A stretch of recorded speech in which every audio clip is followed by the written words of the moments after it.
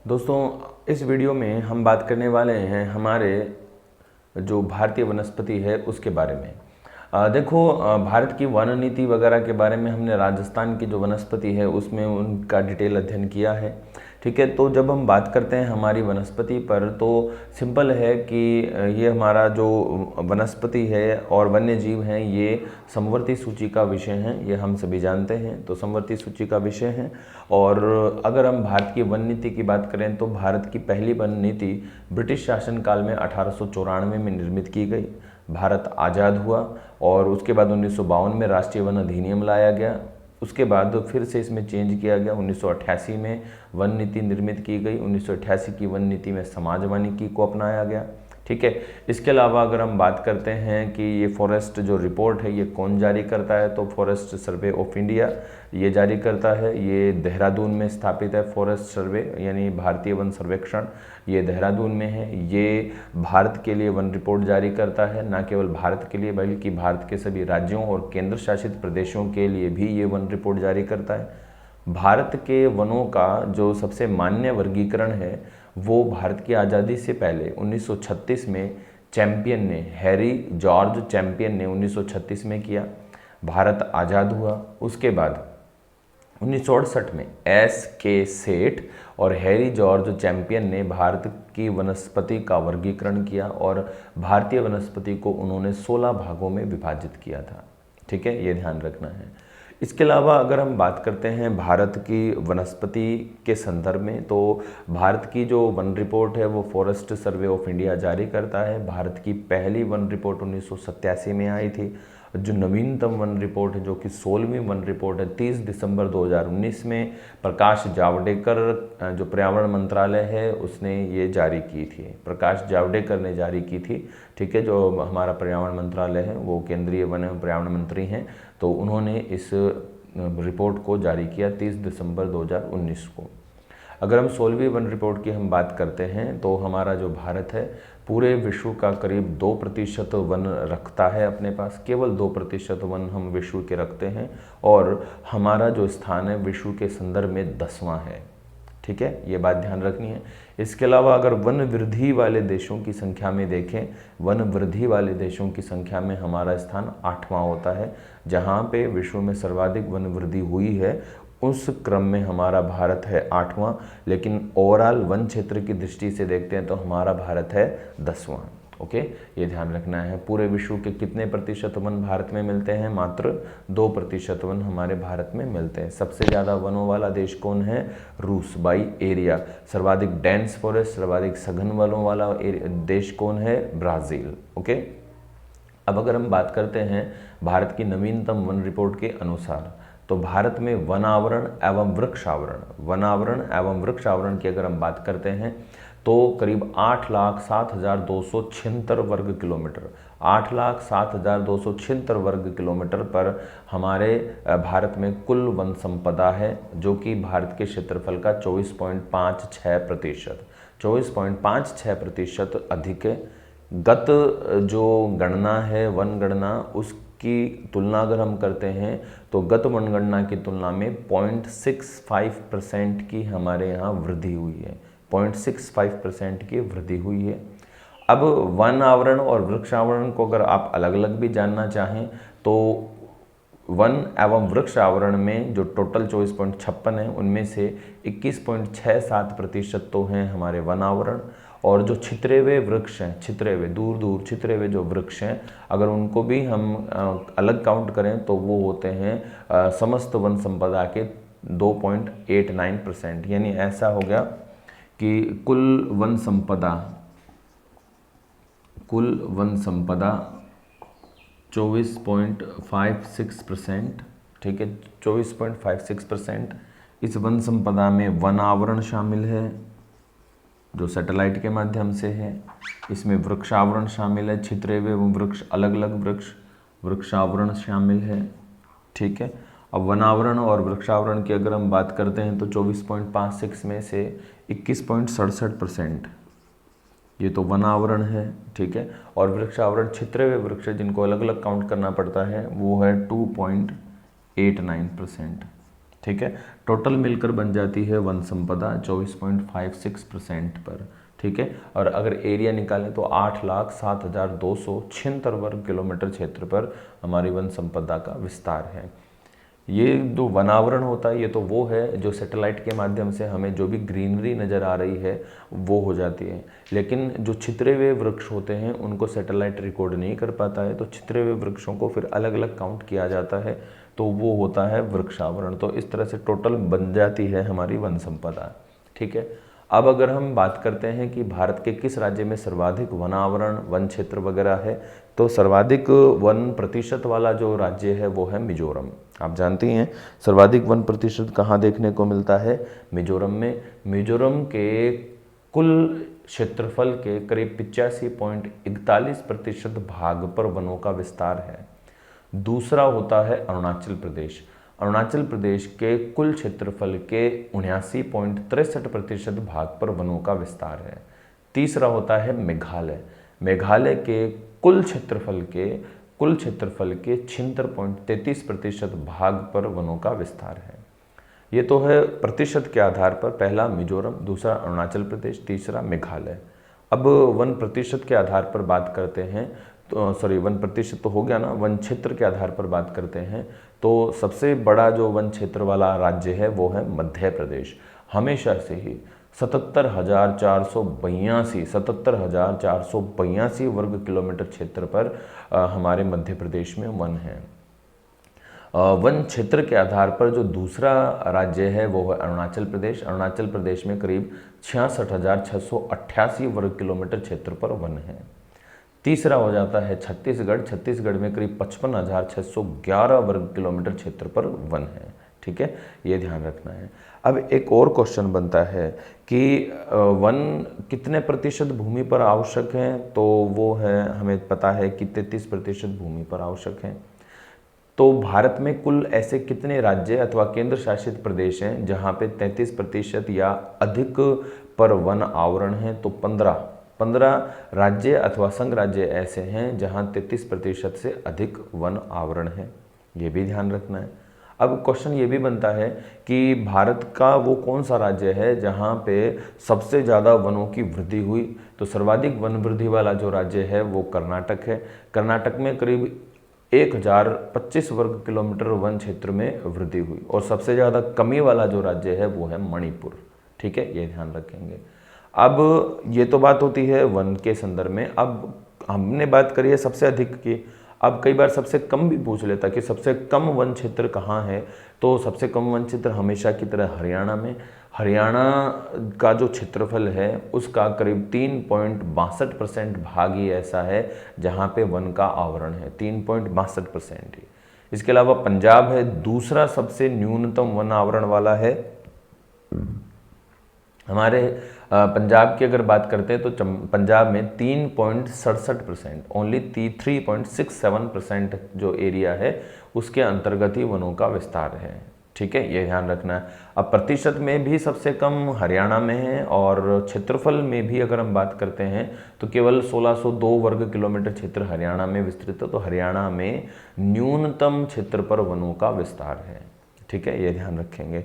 अब बात करते हैं कि जैसे यूँ पूछ लेते कई बार कि सर्वाधिक वन क्षेत्र वाला संघ राज्य कौन सा है, तो आपको याद करना है सर्वाधिक वन क्षेत्र वाला राज्य कौन सा है, एरिया, तो वो है अंडमान निकोबार द्वीप समूह, ठीक है। अंडमान निकोबार द्वीप समूह में सर्वाधिक वन क्षेत्र मिलते हैं, न्यूनतम लक्षद्वीप में, बट प्रतिशत लक्षद्वीप में बहुत ज़्यादा है, 92% के आसपास लक्षद्वीप में वन क्षेत्र मिलता है, और प्रतिशत फिर चंडीगढ़ और दिल्ली में प्रतिशत न्यूनतम मिलता है, ठीक है, ये ध्यान रखना है। प्रतिशत चंडीगढ़ में सबसे ज़्यादा है, फिर लक्षद्वीप में, और उसके बाद फिर न्यूनतम हमें चंडीगढ़ और दिल्ली में देखने को मिलता है। ओके, अब हम बात करते हैं हमारे भारत में वनों के प्रकार पर, ठीक है, कि वनों के प्रकार कौन कौन से हैं। तो हम चैंपियन और सेठ का वर्गीकरण तो नहीं पढ़ रहे हैं कि चैंपियन और सेठ जो हैं वो 16 प्रकार से भारतीय वनों का डिवाइडेशन करते हैं, लेकिन हमारा जो लोकप्रिय वर्गीकरण होता है जैसा कि हमारी टेक्स्ट बुक्स में है उसके अकॉर्डिंग हमारा वनों का वर्गीकरण, एनसीईआरटी के अकॉर्डिंग हम वनों का वर्गीकरण देख रहे हैं। एनसीईआरटी की जो बुक्स हैं उसके अकॉर्डिंग हम वनों का वर्गीकरण जान रहे हैं।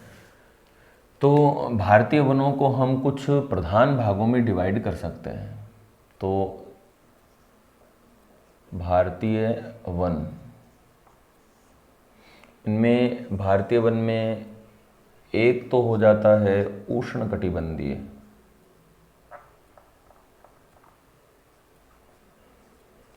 उष्णकटिबंधीय, एक हो जाता है शीतोष्णकटिबंधीय,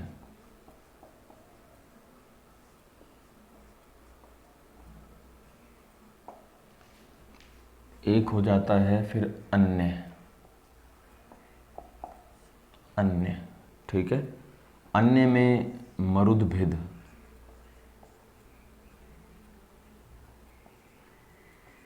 मरुदभिद, अन्य में ही हमारे मैंग्रोव या डेल्टाई,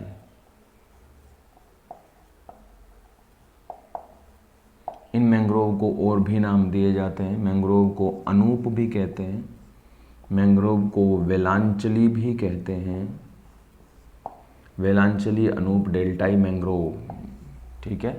इनको पीट वन भी कह देते हैं कभी कभी, पीट, इनको तटीय भी कह देते हैं, है ना, ये ध्यान रखना है। तो वेलांचली, अनूप, डेल्टाई या मैंग्रोव, इनको ग्रान भी कहते हैं, ग्रान, ग्रान, पीट, तटीय, ग्रान, इनको कच्छ भी कहते हैं, कच्छ वनस्पति, ठीक है। हम बात कर लेते हैं यहीं से, क्योंकि ये दो छोटे समुदाय हैं तो इन्हीं से बात कर लेते हैं। हमारा जो भारत के जो 9 राज्य हैं, 9 तटवर्ती राज्य हैं, इन 9 के 9 राज्यों में मैंग्रोव देखने को मिलते हैं। यहाँ गुजरात, महाराष्ट्र, गोवा, कर्नाटक, केरल, तमिलनाडु, उड़ीसा, आंध्र प्रदेश, पश्चिम बंगाल, इन सभी में हमें ये वेलांचली या डेल्टाई वन देखने को मिलते हैं। ये जो वेलांचली वन हैं ये सभी 9 राज्यों में मिलते हैं, इसलिए इन राज्यों को मैंग्रोव स्टेट कहा जाता है, मैंग्रोव स्टेट की संज्ञा दी जाती है, ठीक है, ये ध्यान रखना है। अब मैंग्रोव वन सबसे ज़्यादा कहाँ मिलते हैं? तो मैंग्रोव वन सबसे ज़्यादा मिलते हैं वेस्ट बंगाल में, यानी कि पश्चिम बंगाल में। मैंग्रोव वनों पर एक बहुत अच्छा क्वेश्चन है कि मैंग्रोव वनों की भूमिका क्या है। तो देखो, बंगाल की खाड़ी से जो चक्रवात उत्पन्न होते हैं, ये चक्रवात सबसे पहले इन मैंग्रोव वनों से टकराते हैं और इन चक्रवातों को कमज़ोर कर देते हैं। तो मैंग्रोव वनों का बहुत महत्व है, क्योंकि ये चक्रवातों को कमज़ोर कर देते हैं और कम से कम नुकसान हमारे तटवर्ती क्षेत्रों को पहुंचता है। तो ये क्वेश्चन याद रखिए कि कौन से वे वन हैं जो तटवर्ती क्षेत्रों में स्थित होते हैं और चक्रवातों से सुरक्षा करते हैं, तो वो वन है मैंग्रोव। तो वेस्ट बंगाल में सबसे ज़्यादा मैंग्रोव हमें देखने को मिलते हैं, ये ध्यान रखेंगे, ठीक है। अब मैंग्रोव करीब 4975 वर्ग किलोमीटर क्षेत्र में हैं, तो ये ध्यान रखिए वेस्ट बंगाल में वो सबसे ज़्यादा देखने को हमें मिलते हैं, ठीक है। अब मरुदभिद, मरुदभिद वनस्पति हमें देखने को मिलती है, विशेषकर हमें पश्चिमी राजस्थान में देखने को मिलती है, जहाँ पे वर्षा का औसत बिल्कुल कम रह जाता है, 10 से 20%, 10 से 20 सेंटीमीटर ओनली, 10 से 20 सेंटीमीटर जहाँ वर्षा का औसत रह जाता है उसे हम कहते हैं मरुदभिद वनस्पति। यहाँ पे मरुदभिद वनस्पति के रूप में यहाँ पे कंटीली झाड़ियाँ देखने को मिलती हैं। केवल कंटीली झाड़ियों में विशेषकर हमें क्या, कंटीली झाड़ियों में हमें देखने को मिलते हैं एलोवेरा, कैक्टस, ठीक है, एलोवेरा, कैक्टस, थोर, इसके अलावा और भी जैसे खींप और फोग वगैरह हमें देखने को मिलते हैं। तो ये मरुदभिद हैं और ये वेलांचली हैं। बाकी हमारे पास हैं 2 प्रधान वर्गीकरण, एक उष्णकटिबंधीय और एक शीतोष्णकटिबंधीय। हम इस उष्णकटिबंधीय और शीतोष्णकटिबंधीय वनों पर हम चलते हैं।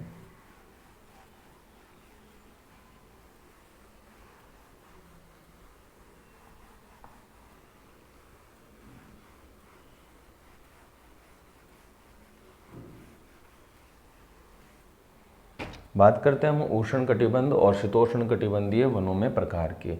तो सबसे पहले शीतोष्ण कटिबंधीय वनों की बात करते हैं। शीतोष्ण कटिबंधीय वनों को हम दो भागों में विभाजित करते हैं। इधर करते हैं, इधर तो इनको आने देंगे, ठीक है। शीतोष्ण कटिबंधीय वनों की हम बात करते हैं तो शीतोष्ण कटिबंधीय जो वन हैं इनको हम दो भागों में विभाजित कर सकते हैं। एक उत्तर पर्वतीय, ठीक है, एक तो कौन से उत्तर पर्वतीय, और एक हम विभाजित करते हैं प्रायद्वीपीय पर्वतीय, प्रायद्वीपीय पर्वतीय, ठीक है। उत्तर पर्वतीय तो हिमालय क्षेत्र के वन हो जाएंगे, और प्रायद्वीपीय पर्वतीय ये सतपुड़ा, विंध्याचल, पश्चिमी घाट, पूर्वी घाट के पर्वतों को शामिल कर रखा है। अब एक बहुत अच्छा क्वेश्चन है, वर्गीकरण करने से पहले, अभी इनका वर्गीकरण करेंगे भारत के मानचित्र में, वर्गीकरण करने से पहले बहुत अच्छा क्वेश्चन है कि प्रायद्वीपीय जो पर्वतीय वन हैं, इन प्रायद्वीपीय पर्वतीय वनों को हम शोला कहते हैं या कहते हैं शोलास। किस प्रकार के वन हैं? शीतोष्ण कटिबंधीय वन हैं। ये शीतोष्ण कटिबंधीय वन प्रायद्वीपीय पर्वतीय वन हैं जिन्हें शोला अथवा शोलास की संज्ञा दी जाती है। वर्गीकरण अभी इनका नहीं किया है, हमने दो ही वर्गीकरण किया है, मरुद्भिद का और एक किया है हमने अनूप यानी कि मैंग्रोव का, ठीक है। इनका वर्गीकरण भारत के मानचित्र में करेंगे। उष्ण कटिबंधीय जो वन हैं ये फिर वर्षा के औसत के आधार पर कुछ डिवाइड होते हैं, जैसे सदाबहार वन, सदाबहार वन इनको हम वर्षा वन भी कहते हैं, इनको सदाहरित वन भी कहते हैं, सदाहरित वन। सदाबहार वन वर्षा वन 200 सेंटीमीटर या अधिक वर्षा वाले क्षेत्रों में होते हैं, 200 सेंटीमीटर या अधिक। इसके बाद फिर यहाँ पे मिलते हैं अर्ध सदाबहार वन। अर्ध सदाबहार वन जो हैं ये 200 सेमी, यानी आप 150 से 200 कर सकते हैं, 150 से 200 सेमी वर्षा वाले क्षेत्रों में देखने को मिलते हैं। फिर हमें उष्ण कटिबंधीय में देखने को मिलते हैं आर्द्र पर्णपाती, पर्णपाती या पतझड़ एक ही बात है, आर्द्र पर्णपाती या हम कहते हैं इन्हें पतझड़। तो आर्द्र पर्णपाती या जो पतझड़ वन हैं ये हमें देखने को मिलते हैं करीब 100 से 150 सेंटीमीटर वर्षा वाले भागों में, ठीक है। और उसके बाद आते हैं शुष्क पर्णपाती, शुष्क पर्णपाती, ठीक है। ये देखने को मिलते हैं करीब 75 से 100 सेंटीमीटर वर्षा वाले भागों में, ठीक है। इसके अलावा एक और वर्गीकरण है, यहाँ लिख देता हूँ मैं, 1 2 3 4, एक और वर्गीकरण है शुष्क कंटीले वन, शुष्क कंटीले वन, ठीक है। शुष्क कंटीले वन ये देखने को मिलते हैं 75 सेंटीमीटर से कम वर्षा वाले भागों में, से कम वर्षा वाले भागों में, ठीक है। ये ध्यान रखना है। ये वर्षा का जो औसत है ये सभी बुक्स में थोड़ा अलग अलग दिया हुआ होता है, वो राइटर की समझ के अकॉर्डिंग होता है। तो सदाबहार जो वन होते हैं 200 सेंटीमीटर, अर्ध सदाबहार 150 से 200 के आसपास मिलते हैं, आर्द्र पर्णपाती 100 से 150 के आसपास, शुष्क पर्णपाती 75 से 100 सेंटीमीटर वर्षा वाले भागों में, शुष्क कंटीले वन 75 सेंटीमीटर से कम वर्षा वाले भागों में मिलते हैं। अब एक क्वेश्चन आता है कि भारत में सर्वाधिक क्षेत्र पर पाए जाने वाले वन कौन हैं? तो भारत पे सबसे ज़्यादा जो वन पाए जाते हैं वो, एक तो अगर सरकारी वर्गीकरण करते हैं, कौन सा सरकारी? संरक्षित, आरक्षित और अवर्गीकृत। तो हमारे यहाँ सबसे ज़्यादा भारत में मिलते हैं संरक्षित, राजस्थान में भी सबसे ज़्यादा मिलते हैं संरक्षित यानी प्रोटेक्टेड वन सबसे ज़्यादा। लेकिन इस प्रकार हम बात करते हैं तो भारत में सबसे ज़्यादा जो वन मिलते हैं वो हैं पर्णपाती, पर्णपाती। लेकिन पर्णपाती को भी अलग अलग कर दें कि आर्द्र पर्णपाती सबसे ज़्यादा है कि शुष्क पर्णपाती, तो अभी हमारे भारत में शुष्क पर्णपाती सबसे ज़्यादा है। ठीक है, शुष्क पर्णपाती हमारे भारत में सबसे ज़्यादा है। ठीक है, ये ध्यान रखना है। अब ये जो वर्गीकरण है, इस वर्गीकरण के अकॉर्डिंग हम भारत के मानचित्र में इन वनों को पढ़ते हैं।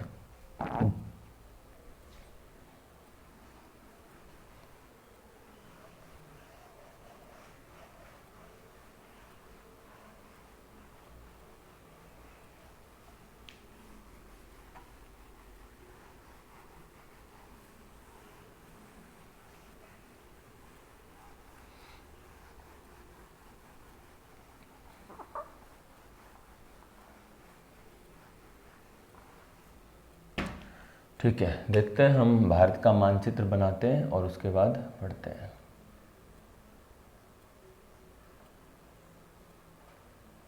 ये हमारा भारत,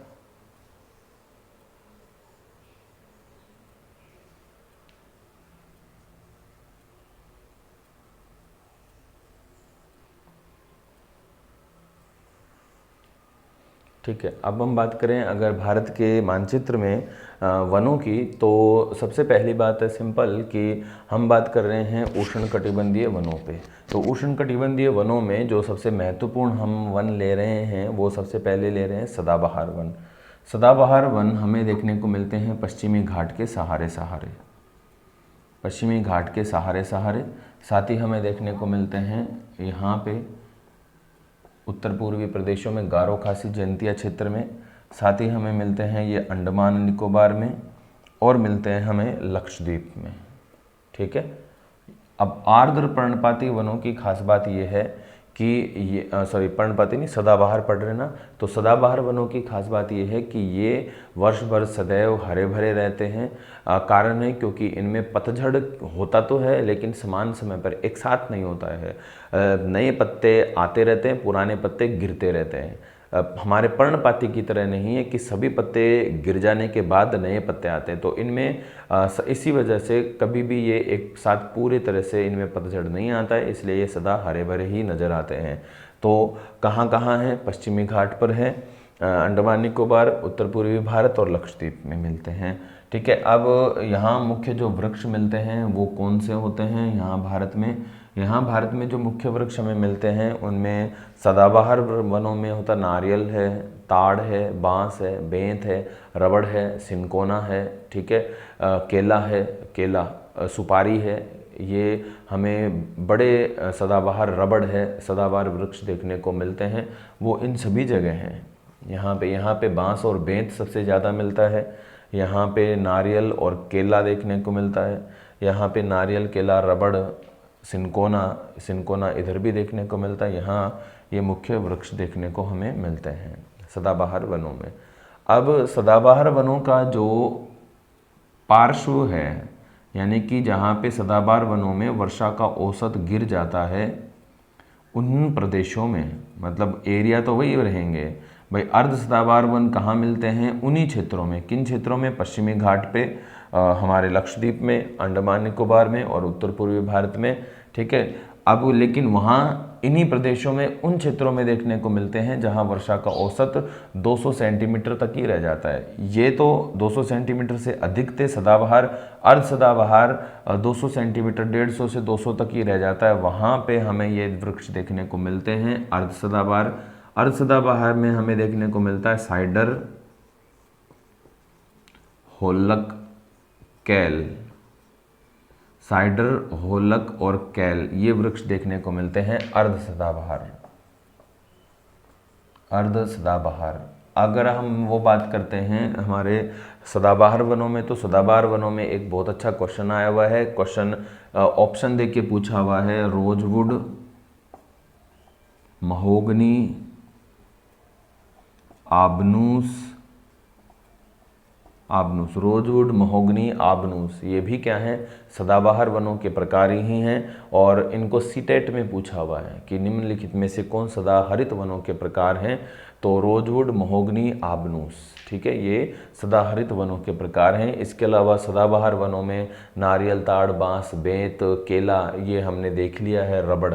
और जो अर्ध सदाबहार वन है उनमें साइडर, होलक और कैल के वृक्ष हमें देखने को मिलते हैं। साइडर, होलक और कैल ये वृक्ष हमें देखने को मिलते हैं, ठीक है, ये ध्यान रखना है। इसके अलावा अब हम प्रायद्वीपीय भारत पर आ जाते हैं। प्रायद्वीपीय भारत पर कर्क रेखा के दक्षिण में, प्रायद्वीपीय भारत पर कर्क रेखा के दक्षिण में कुछ स्थानों को छोड़ते हुए, जैसे पूर्वी महाराष्ट्र छोड़ दीजिए, पूर्वी कर्नाटक छोड़ दीजिए और तेलंगाना छोड़ दीजिए, ठीक है, इन प्रदेशों को छोड़कर संपूर्ण प्रायद्वीपीय पठार पर जो वन देखने को मिलते हैं वो होते हैं आर्द्र पर्णपाती कर्क रेखा के दक्षिण में।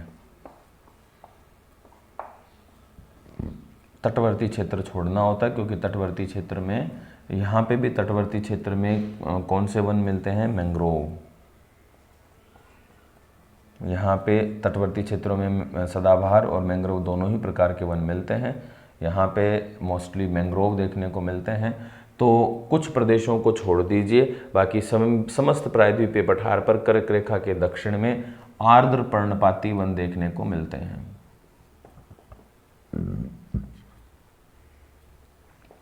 आर्द्र पर्णपाती जो वन है, इनमें क्या होता है कि इनको पर्णपाती इसलिए कहते हैं क्योंकि ये पतझड़ की जो ऋतु होती है, उस पतझड़ की ऋतु में अपनी समस्त पत्तियां एक साथ गिरा देते हैं, ठीक है। जैसे आपने देखा होगा ये अपना शहतूत देखा होगा, है ना, ये आर्द्र पर्णपाती है। तो इनमें आर्द्र पर्णपाती में साल, सागवान, शहतूत, महुआ, तेंदू, ठीक है, चंदन, कुसुम, अमलताश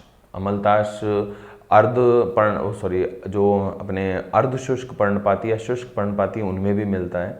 तो साल, सागवान, शीशम, चंदन, ठीक है, महुआ, तेंदू, ये सब क्या हैं? पीपल, ये सब क्या हैं? शहतूत, ये सभी के सभी क्या हैं? आर्द्र पर्णपाती प्रकार के वन हैं। सभी के सभी आर्द्र पर्णपाती वन हैं। अब इन आर्द्र पर्णपाती वनों से हमें क्या मिलता है? इमारती लकड़ी मिलती है, इमारती लकड़ी, ठीक है। और इस सदाबहार वनों से हमें क्या मिलता है? लकड़ी तो इनकी बहुत ज़्यादा इम्पोर्टेंट नहीं होती है, लेकिन इनसे विश्व का सर्वाधिक कच्चा माल हमें इन्हीं वनों से प्राप्त होता है। कच्चे माल के रूप में जैसे रबड़ प्राप्त हो रहा है, हमें सिनकोना प्राप्त हो रहा है, ठीक है। इसके अलावा ताड़ी प्राप्त हो रही है, बेंत प्राप्त हो रहा है। तो ये क्या है?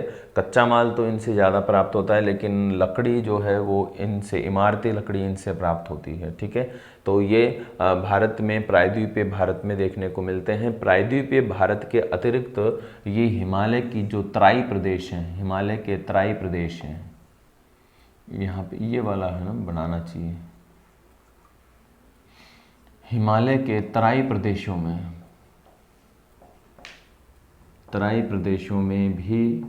में आर्द्र पर्णपाती वन देखने को मिलते हैं। हिमालय के तराई प्रदेशों में आर्द्र पर्णपाती वन देखने को मिलते हैं, ठीक है, ये ध्यान रखना है। अब जैसे ही वर्षा का औसत और कम हो जाता है ना, जैसे ही वर्षा का औसत घट जाता है तो ये पूर्वी राजस्थान से लेकर, इसको छोड़ दो, तो बाकी पूर्वी राजस्थान से लेकर संपूर्ण उत्तर के विशाल मैदान और अपने उत्तर पूर्वी जो राज्य हैं उनमें पर्वतीय वनों को छोड़कर और ये जो सदाबहार वन है इनको छोड़कर समस्त जगह ये शुष्क पर्णपाती वन देखने को मिलते हैं। शुष्क पर्णपाती वन देखने को मिलते हैं। शुष्क पर्णपाती वनों में खास क्या है? तो शुष्क पर्णपाती वनों में ये जो पेड़ हैं उनको मैं बताऊं, आपको याद आएंगे। देखो आंवला है ना, क्या है? छोटी पत्तियों वाला है, शुष्क पर्णपाती, इसीलिए छोटी पत्तियां इसीलिए हो जाती हैं क्योंकि वर्षा का औसत कम हो गया है। तो शुष्क पर्णपाती में आंवला, इमली, हरड़, बहेड़ा, अमलताश, ढाक की पत्तियां बड़ी होती है लेकिन वो भी शुष्क पर्णपाती में आता है। ढाक या पलाश, अमलताश, ठीक है, अमलताश, अरुंज, झिंजा, खिरनी, ठीक है, ये काफ़ी महत्वपूर्ण वृक्ष यहाँ देखने को मिलते हैं शुष्क पर्णपाती में, ठीक है, ये ध्यान रखना है। अब शुष्क पर्णपाती अगर टोटल एरिया, ये तो मैप में थोड़ी सी क्या है, मतलब ये मैप नहीं है, मतलब डायग्राम है ये, है ना, मैपिंग नहीं है, मैप स्केल से बनता है। तो इसमें ये एरिया ज़्यादा बड़ा नज़र आ रहा है, ये एरिया बिल्कुल ही सिकुड़ गया है। लेकिन ऐसा है कि शुष्क पर्णपाती जो हैं बाई एरिया हमारे भारत में सबसे ज़्यादा मिलते हैं, मतलब चाहे सदाबहार हो, चाहे अर्ध सदाबहार हो, चाहे आर्द्र पर्णपाती और शुष्क पर्णपाती। ऐसे क्वेश्चन आए कि भारत में सबसे ज़्यादा मिलने वाले वन कौन हैं, तो अगर ऑप्शन में आए सदाबहार, दूसरा ऑप्शन मिले अर्ध सदाबहार, तीसरा मिले पर्वतीय और चौथा मिले पर्णपाती, तो हमें आंसर देना है पर्णपाती। भारत में सबसे ज़्यादा वन जो मिलते हैं वो है पर्णपाती। लेकिन पर्णपाती को भी दो ऑप्शन में कर दें, आर्द्र पर्णपाती और शुष्क पर्णपाती, तो वर्तमान में सबसे ज़्यादा हमें मिलते हैं शुष्क पर्णपाती। ठीक है, ये ध्यान में रखना है। अब ये तो हो गए हमारे उष्णकटिबंधीय वन। अब अगर हम शीतोष्ण कटिबंधीय वनों की बात करते हैं तो शीतोष्ण कटिबंधीय वनों में हमें इन स्थानों में से, जैसे इधर विंध्याचल आती है तो विंध्याचल पर्वतमाला पे हमें देखने को मिलते हैं, इधर सतपुड़ा पे देखने को मिलते हैं, यहाँ पे पश्चिमी घाट पे और पूर्वी घाट पे। इन वनों को हम कहते क्या हैं, इन वनों को हम कहते हैं शोला या शोलास। ठीक है, इन वनों में हमें मगलोनिया, सिनकोना वेटल, मगलोनिया सिनकोना वेटल के वृक्ष सबसे ज़्यादा देखने को मिलते हैं। ठीक है, ये ध्यान रखना है। तो मगलोनिया, सिनकोना और वेटल के वृक्ष सबसे ज़्यादा देखने को मिलते हैं। इन वनों को हम क्या कहते हैं, शोलास कहते हैं। और ये कौन से वन हैं, ये शीतोष्ण प्रायद्वीपीय वन हैं। शीतोष्ण प्रायद्वीपीय वन हैं जो विशेषकर हमें मिलते हैं विंध्याचल से, सतपुड़ा से,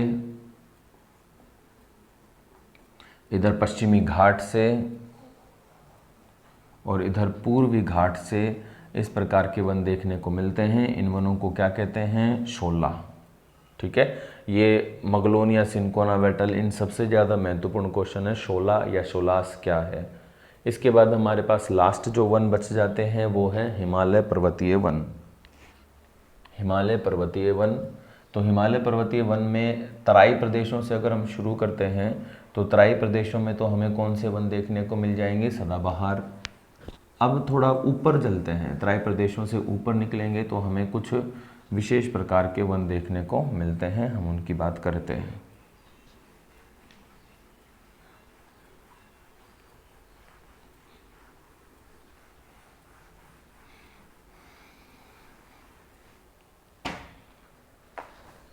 ये मान लीजिए हिमालय हो गया। ठीक है, हिमालय में करीब 1500 मीटर की ऊंचाई तक, 1500 मीटर की ऊंचाई तक, या यूँ कह सकते हैं 1500 से 2500 मीटर की ऊंचाई तक हमें व्यापारिक महत्व के वन देखने को मिलते हैं। थोड़ा सा यूँ करें इसको, तो गिरिपदीय क्षेत्र ये तो हम माने तराई, यहाँ माने हम 1500 से 2500 मीटर। तो तराई प्रदेशों में तो हम देखने को मिलते हैं आर्द्र पर्णपाती। ठीक है, वही पर्णपाती, सभी सागवान वगैरह, जैसे आसाम में टीक वुड, आसाम का टीक वुड बहुत फेमस है। ठीक है, तो वहाँ पे भी असम में भी सागवान वन होते हैं। तो तराई प्रदेशों में कैसे वन मिलते हैं, आर्द्र पर्णपाती, और मुख्य वृक्ष कौन सा है, सागवान। ठीक है, अब 1500 से 2500 मीटर की ऊंचाई पर चले जाते हैं तो व्यापारिक महत्व के वृक्ष देखने को मिलते हैं। व्यापारिक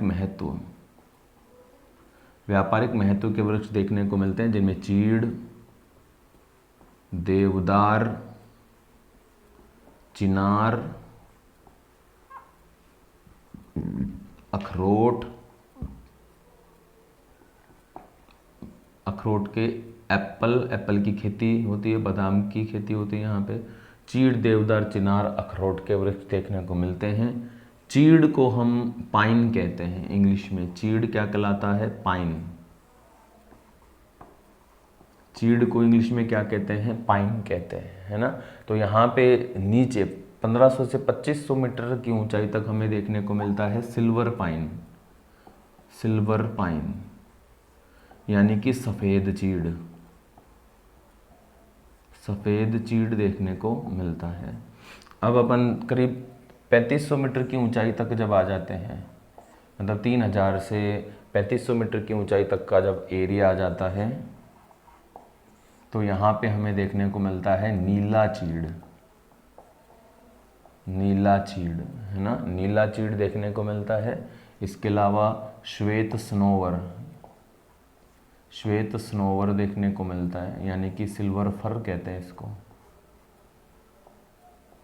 सिल्वर फर, स्प्रूस, बर्च, ये देखने को मिलता है। और ऊपर चले जाते हैं इससे तो फिर अल्पाइन वनस्पति देखने को मिलती है।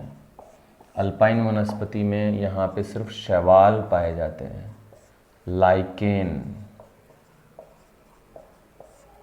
ठीक है, ये शैवाल ही रह जाती है, सिर्फ लाइकेन, काई, मांस, बस ये रह जाता है, काई, लाइकेन, मांस, यही देखने को मिलते हैं, है ना, ये ध्यान रखना। अब एक क्वेश्चन बताता हूँ, काफ़ी इंपॉर्टेंट है। एक तो आप याद रखिए रोडोडेंड्रोन, एक आप याद रखिए हेरिशिएरा फोमेज,